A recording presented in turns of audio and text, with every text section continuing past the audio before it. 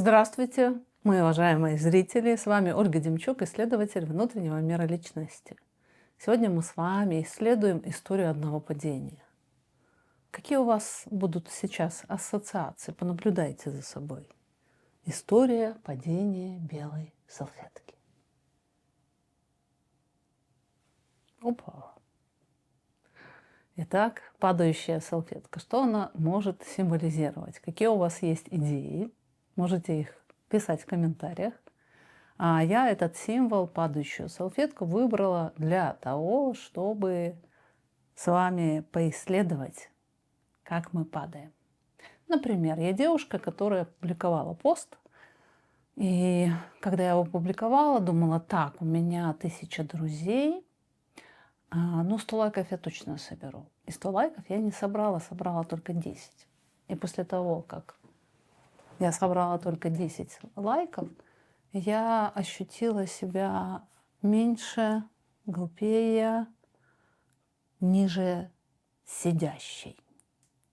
То есть 100 лайков, если бы я получила столько, сколько запланировала, они бы позволили бы мне сидеть на этом высоком стульчике, который я и занимала до того, как сделала публикацию. То есть фактически Ольга, которая получила 10 лайков, и Ольга, которая собиралась получить 100 лайков, это одна и та же Ольга. Но что же в ней поменялось? Попробуйте поставить на паузу сейчас видео и поразмышлять сами, что же поменялось и чем эти две женщины отличаются друг от друга. А я продолжу. Эта женщина ощутила падение.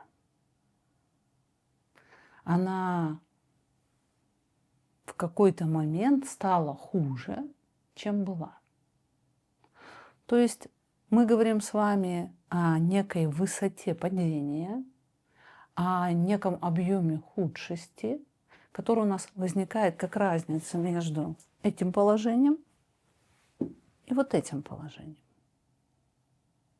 Я хуже вот на такую высоту, на такой объем, на столько единиц. И исследовать падение свое лучше на мелочах, потому что когда происходит крупное событие, крупное разочарование, интенсивное падение, то там достаточно сложно разбираться в своих эмоциях. Поэтому мы с вами возьмем очень простые примеры, чтобы на них потренироваться падать. Оказывается, падать тоже надо уметь. Представим, что мы заказали какую-то вещь по интернету, какую-то одежду, и нам пришло совсем не то, что мы ожидали. Или же представим, что мы с вами пришли в новый ресторан, мы в нем никогда не были, пусть это будет китайский ресторан или японский ресторан, с кухней с этой страны мы вообще с вами не знакомы.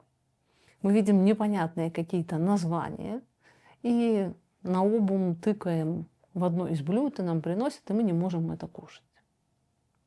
То есть мы с вами не получили желаемое. Для того, чтобы вы лучше эмоционально прочувствовали то, что я сейчас говорю, выберите свой пример. Постарайтесь выбрать свеженький какой-то пример, когда вы попали в ситуацию, где вы не получили желаемое. Что делает человек, когда не получает желаемое? Мы с вами это обсуждали как раз в прошлом ролике, в прошлую пятницу. Он начинает злиться или страдать. И мы с вами говорили, что злиться можно на себя или на другого. То есть, когда я осуществила это падение, я была Ольгой, которая была в ожидании интересного блюда в интересном ресторане. Я потратила время, как-то оделась для ресторана. Я долго выбирала, и то, что мне принесли, не соответствовало моим ожиданиям. И я осуществила падение. То есть наша неудовлетворенность, она и создает это ощущение падения, это ощущение плохости. Я не обладающая желаемым. И в этом случае я могу не согласиться быть на этом маленьком стульчике, быть в неполноценности и быть в этой безысходности, то есть что я должна есть теперь, то, что мне принесли, я это не хочу. И мне даже может захотеться заплакать или позлиться. И этим позлиться я сразу начинаю возгонку. Тот, кто помнит из школьной программы, возгонка – это когда твердое вещество превращается в газообразное. И я эмоционально начинаю выбираться из этого стульчика. То есть мы с вами можем представить, как я силой эмоций толкаю салфетку вверх и начинаю возгонку, возвращаясь на этот стул. Например. Нет, это не я не то блюдо выбрала, это они принесли мне не то, что вообще надо. Что за дурацкий ресторан и ужасная кухня здесь, отвратительная еда, я больше вообще сюда не приду. И готовка такой еды, они распугают скоро всех клиентов. Когда я начинаю злиться, я сразу перемещаюсь на стульчик повыше. То есть я как была той, которая в мыслях обладает прекрасными блюдами, так ей осталось. Я не пересмотрела никакие параметры себя. Я все свое недовольство переместила в ресторан. И когда я его переместила, я переместилась сама в свою полноценность, в свою высокую позицию.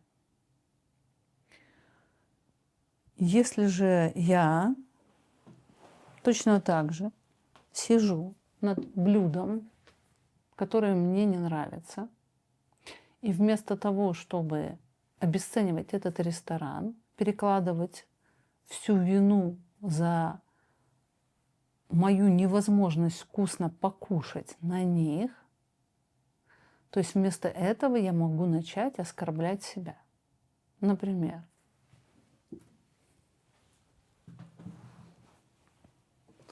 салфеточкой-то я. Боже, такая идиотка. Ну вот надо было тебе в этот ресторан идти. Ну что ты не могла выбрать нормальный ресторан, где мы точно нормально ели. Вот зачем ты его выбрала? Видите, здесь я тоже занимаю доминирующую позицию.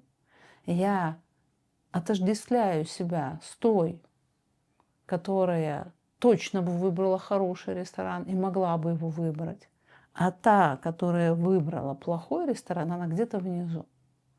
То есть я это восхождение, это возвращение в высокую позицию начинаю осуществлять за счет себя.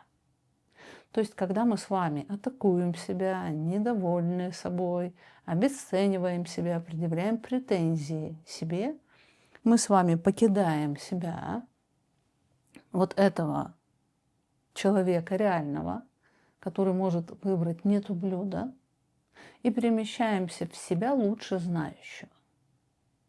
То есть тем самым мы с вами восстанавливаем нашу самооценку. Тем самым мы с вами находим выход из своей неполноценности, куда мы попали. Еще один вариант. Я та, которая выбрала блюдо, которое мне не позволило вкусно покушать. И я реагирую на это следующим образом. О Боже, сколько еще этих испытаний выпадет на мою судьбу. Я больше не могу. Я так настрадалась, еще этот ресторан. Видите, я страдаю. И в этом страдании я остаюсь в позиции хорошей, правильной, но мир надо мной издевается, и дает мне что-то неправильное, загоняя меня в эту низшую позицию. То есть я не стала женщиной, которая не смогла вкусно покушать. Я стала женщиной, над которой издевается мир. Или же я не стала женщиной, которая не смогла вкусно покушать. Я стала той, которую какая-то я плохая, неумная накормила, собиралась накормить невкусной едой, потому что она дура и не то выбрала. Или же я та, которая должна вкусно покушать, но просто этот дурацкий ресторан не предоставил мне вкусное блюдо. То есть все эти три случая – это повышение себя с реальной, та, которая оказалась в этой ситуации, перемещение в ту, которая в этой ситуации, если оказалась, то на то есть причины. То есть фактически мы с вами не можем пережить нахождение в состоянии своей неполноценности, несостоятельности. Нам хочется сразу что-то делать, нам хочется сразу вернуться на этот стул. И чем у человека в целом больше фантазирования о том, какой он и как с ним должна обращаться жизнь, какие у него события должны в жизни происходить, тем ниже будет его падение. То есть у человека, фантазирующего о реальности, падение будет ниже. И мы с вами сейчас не говорим о том, чтобы вообще не было падения. Это невозможно. Это нормально реагировать на то, что нам не нравится, недовольством. И это нормально ощущать это падение в неполноценность. То есть в несостоятельность, где я не могу получить желаемое. В нашем случае вкусную еду. Я все равно расстроюсь. Я все равно эмоционально прореагирую. Но наши усилия с вами могут быть приложены к тому, чтобы уменьшить это падение, то есть уменьшить этот разрыв между ожидаемым и действительным, и уменьшить время пребывания в этом. Когда я вам говорила вот про эту возгонку из действительности вверх, когда я дула на салфетку, и она поднималась вверх, то вот это поднимание ее вверх, поднимание своей самооценки вверх, поднимание себя до уровня вот той желаемой, происходит за счет эмоций. То есть мне, чтобы поднять салфетку, мне надо прикладывать эмоции, мне надо толкать. Потому что если я ее не буду толкать, то я окажусь этой женщиной на маленьком стульчике, которая не получила желаемое.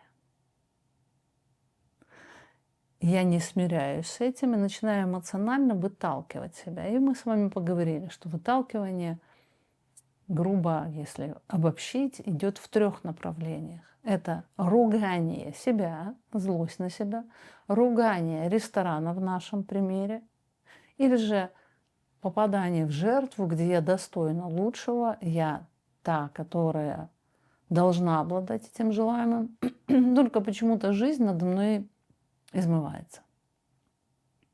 То есть я ничего не пересмотрела. И когда человек использует эти три паттерна, а он чаще всего их использует, то в его жизни происходит однообразная событийность.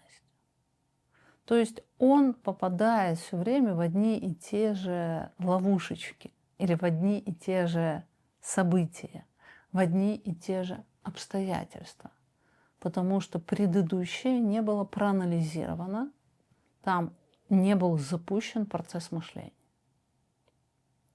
Как это выглядит? То есть как нам страдать, как нам злиться на себя или на других, объяснять не надо, это надо узнавать. Это мы умеем, это общепринято. но нас не учат падать. Нас не учат мыслить, когда мы попали в какую-то проблемную ситуацию. Давайте разберем пример с едой.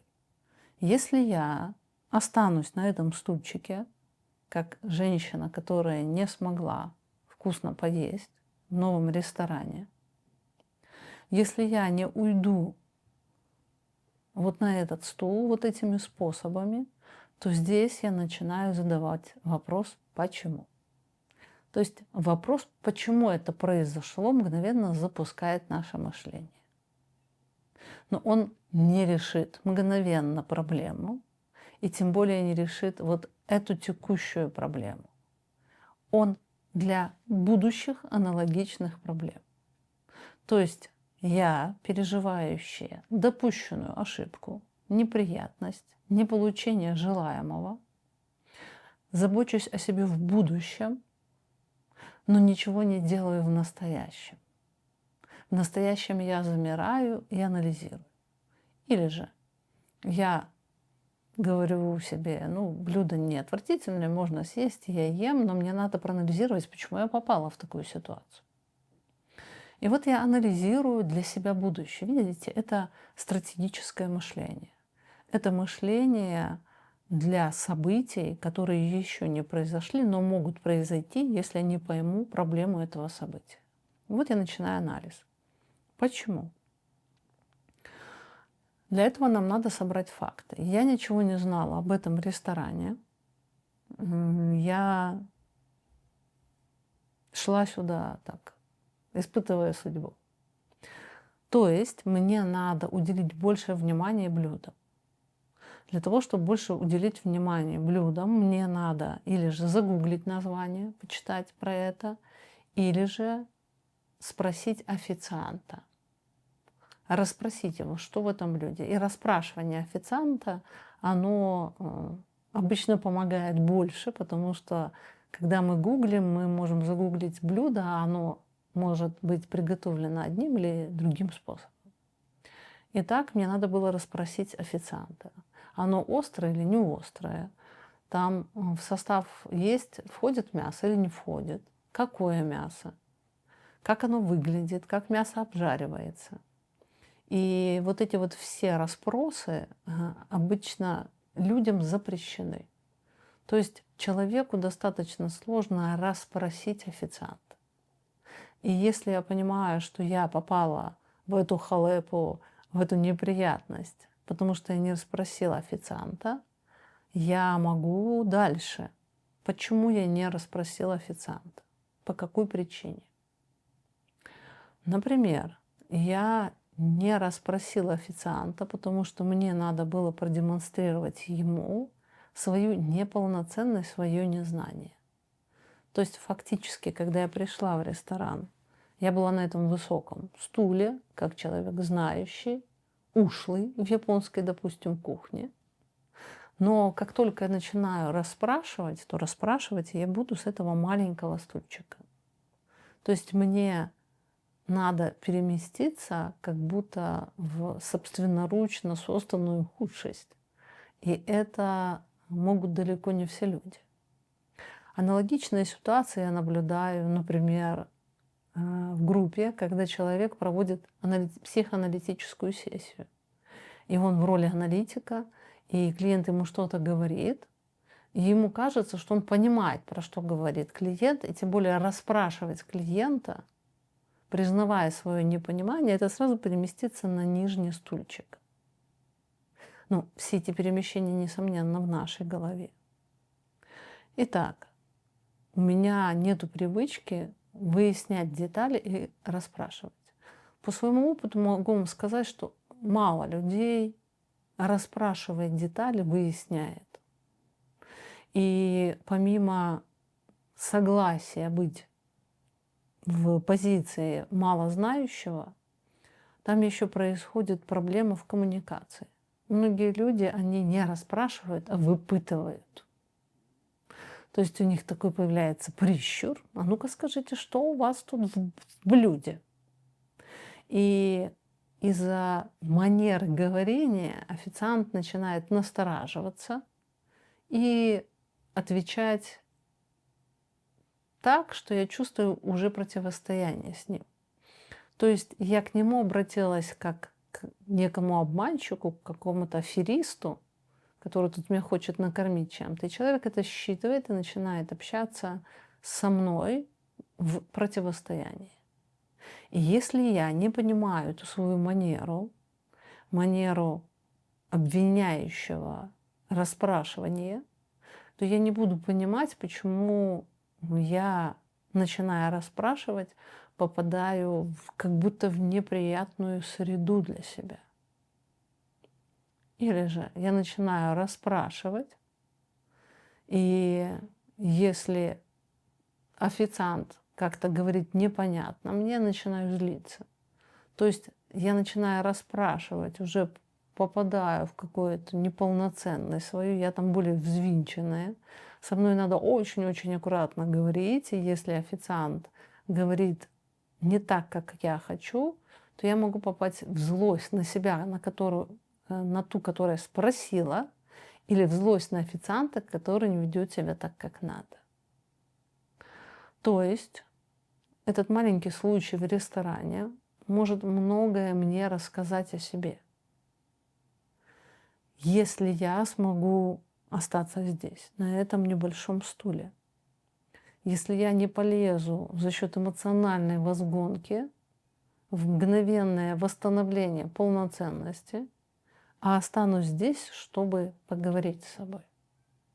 Вот в частности, как говорить с собой, как выходить из этой безысходности, мы поговорим на вебинаре «Пойманные в безысходность», который пройдет 27 февраля. Там будут только случаи, вот типа такого случая, который мы будем разбирать.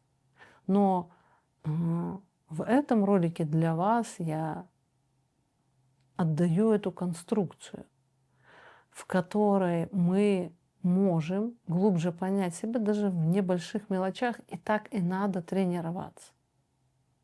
Так и надо учиться не уходить в эмоциональную возгонку, а учиться мыслить для того, чтобы менять жизнь. То есть тех, кто хочет менять жизнь.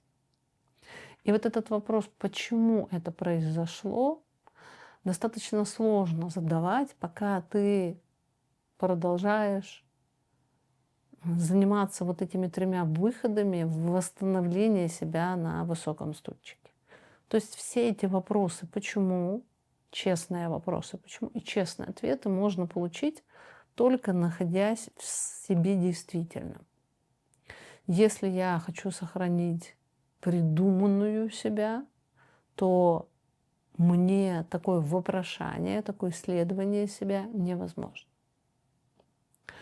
Точно так же можно учиться задавать этот вопрос «почему?» в любых других ситуациях. Например, когда человек как-то себя ведет, как-то говорит, задавать вопрос, почему он так себя ведет. Несомненно, в разных случаях будет разное, но вот этот навык «почему конья?» он помогает не скатываться в эмоционирование. То есть наша с вами неполноценность может стать нашей с вами ценностью, если мы научимся выдерживать сидение на этом стуле. Фактически мне надо стараться не забывать эти моменты неполноценности, а напротив, ходить туда, как исследователю, для того, чтобы понять, почему это стало возможным в моей жизни. Если вы не готовы мыслить и не готовы исследовать аналитические причинно-следственные связи, а пока настроены только обвинять, то поменять что-то в жизни не получится. Многие люди недовольны своей жизнью, но в то же время они не хотят перестать вот так эмоционировать, обвиняя себя или других.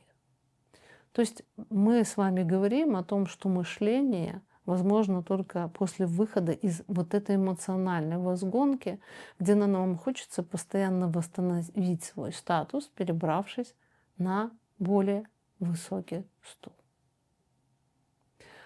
Ну что, дамы и господа, я буду подходить к завершению. Приглашу еще раз на вебинар «Безысходность», где мы будем учиться делать эти ментальные конструкции. А вас я попрошу написать, почему человеку сложно задать вопрос другому и расспросить, например, официанта о том, какое это блюдо. Там может быть множество причин, но давайте попробуем с вами, как всегда, сделать сотворчество, где мы вместе озвучим, почему такое может быть. И может быть кто-то найдет в ваших ответах не про себя, и так мы станем друг другу учителями. Я с вами прощаюсь, до встречи.